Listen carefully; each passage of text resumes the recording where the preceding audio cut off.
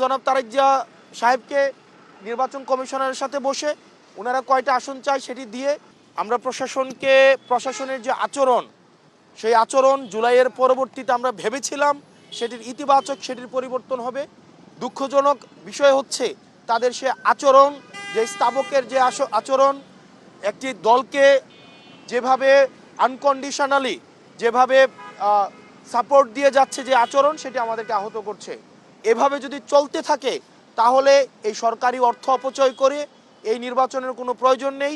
গণতন্ত্রের জন্য যেই লড়াই সংগ্রাম হয়েছে দীর্ঘ 17 বছর, বিএনপির নেতাকর্মীরা যেভাবে রাস্তায় নির্যাতিত হয়েছে, নিপীড়িত হয়েছে, এই প্রশাসনের নগ্ন আচরণকে যদি বিএনপি এন্টারটেইন করে তাহলে এই 17 বছরে যারা ইলিয়াস আলী থেকে শুরু করে যারা গুম হয়েছে, আজকের আমাদের শহীদ ওসমান হাদি পর্যন্ত যারা শহীদ হয়েছে, তাদের রক্তের প্রতি সেটি হচ্ছে অপমান করা হবে।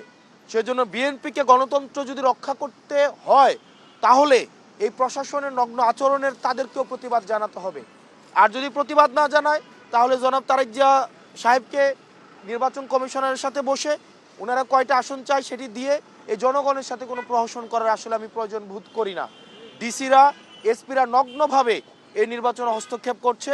আমরা এই হলফনামা বাছাই থেকে শুরু করে আমাদের আজকে পর্যন্ত আমাদের এই তাদের যেই প্রশাসনের যেই বায়াস যে আচরণ, সেই আচরণ নির্বাচনকে কতটা নিরপেক্ষ করবে সেটিতে আমরা সন্দিহান।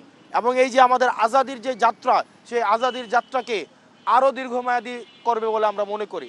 সেজন্য সরকার থেকে শুরু করে নির্বাচন সংশ্লিষ্ট প্রত্যেকটি কর্তৃপক্ষ, ছাত্র জনতা এবং যারা ভোট দিবে তাদেরকে সচেতন হতে হবে। এবং আমরা নিশ্চিত করতে চাই আমাদের রক্ত যাক, আমাদের এই আজাদির সিলসিলা অব্যাহত থাকুক, এবং আমাদের যদি আরও জীবন দিতে হয় আমরা সেটির জন্য প্রস্তুত। কিন্তু আজাদি, চূড়ান্ত আজাদি না হওয়া পর্যন্ত এই আমাদের লড়াই অব্যাহত থাকবে।